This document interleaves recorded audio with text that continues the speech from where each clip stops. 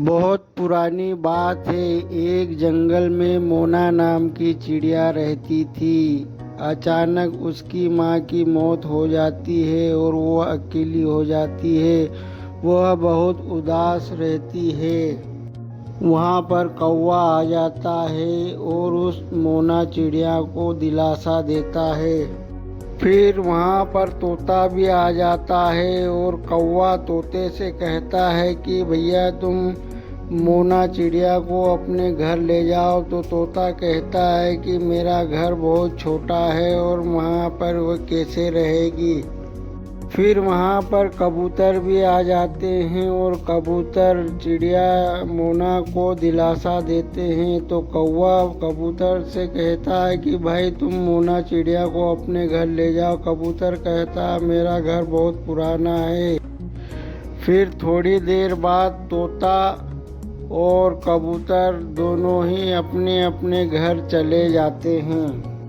अब वहाँ पर अकेला कौवा बच जाता है। बाकी सब अपने अपने चले जाते हैं। कौवा मोना चिड़िया को बहुत देर तक दिलासा देता रहता है और कहता है कि ए चिड़िया, तुम्हें आजकल के ज़माने में अपने घर कोई नहीं रखेगा। तुम्हें इस दुनिया के अंदर मुश्किलों का सामना अकेले ही करना पड़ेगा। तुम्हें अपने पैरों पर खड़ा होना पड़ेगा। एक काम करो, तुम्हारा इस दुनिया में कोई नहीं है, तुम्हारा चाचा चाची है। तुम सुबह तुम्हारे चाचा चाची के घर चले जाना और वहीं पर रहना। तो चिड़िया मोना कहती है कौवे से कि कौवे जी, आप भी क्या अपने घर चले जाओगे? तो कौवा कहता है जी हाँ, मैं भी चले जाऊंगा। तो मोना रानी कौवे से कहते ठीक है, तुम भी चले जाओ, मैं अपना अकेली रह लूँगी। फिर थोड़ी देर बाद कौवा अपने घर चला जाता हो और चिड़िया मोना आराम से अपने घोंसले में सो जाती है। और सुबह सुबह वह अपने चाचा के घर के लिए रवाना हो जाती है। चाचा के घर पहुंचते ही चाचा कहता है कि मोना बेटा, तुम यहाँ कैसे आए हो, किस विषय में आए हो? तो मोना चिड़िया रो रो कर कहती है कि मेरी माँ कल रात को शांत हो गई, वह मर गई, अब इस दुनिया में नहीं है, मैं अकेली रह गई हूँ, इसलिए मैं यहाँ आ गई हूँ। मेरी माँ को एक जालिम चील ने मार दिया है। अब मोना चिड़िया की चाची भी वहाँ आ जाती है और चाची कहती कि हाँ, मुझे खबर मिली है कि तुम्हारी माँ शांत हो गई है। मुझे रास्ते में कालू कौवा मिला था, उसने बताया था।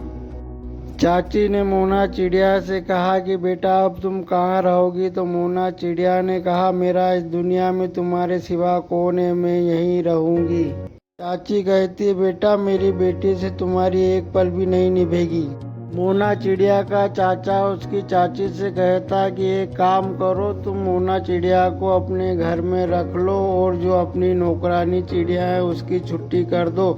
तुम्हें नौकरानी फ्री में मिल जाएगी और तुम्हें थोड़ा सा खाना देना है। अब मोना चिड़िया अपने चाचा चाची के यहाँ पर रहने लगी, लेकिन चाचा चाची और उनकी लड़की मोना के ऊपर बहुत जुल्म करते थे, लेकिन मोना सहन कर लेती थी। मोना चिड़िया घर का सारा काम करती थी। एक दिन की बात है, चाची ने मोना से कहा बेटा तुम बाहर सो जाया करो, यहाँ पर हमारे पास गर्म बिस्तर सिर्फ तीन ही है, इसलिए हम तीनों को ठंडी लगती है, इसलिए तुम बाहर सो जाया करो और मेरी बेटी को नींद भी नहीं आती।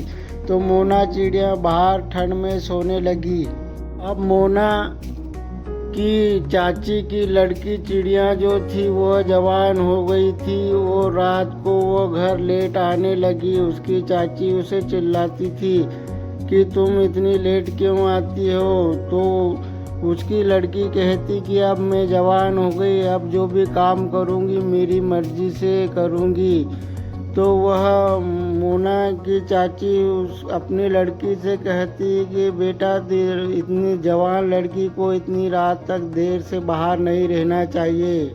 एक दिन की बात है, मोना के चाचा चाची कहीं घूमने के लिए अपने हेलीकॉप्टर से जा रहे थे। वहाँ पर उनका एक्सीडेंट हो गया था।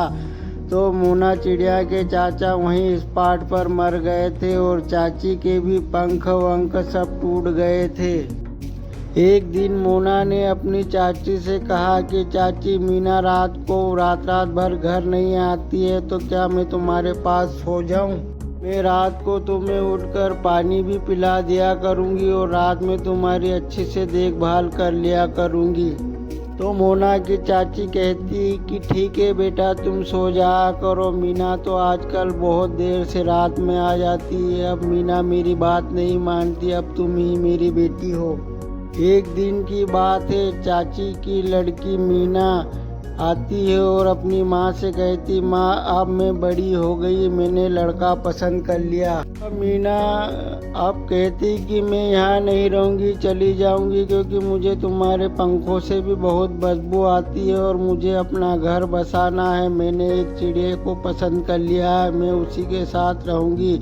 अब मैं जा रही हूँ, मैं यहाँ नहीं रहूँगी। और वह मोना चिड़िया वहाँ से चली जाती है। अब जो मीना चिड़िया है अपनी चाची की देखभाल करती है और चाची ने मीना चिड़िया को अपनी बेटी मान लिया था। अब दोनों चाची और मीना दोनों साथ में रहने लगी थी और दोनों ही चाची भतीजी अपनी जिंदगी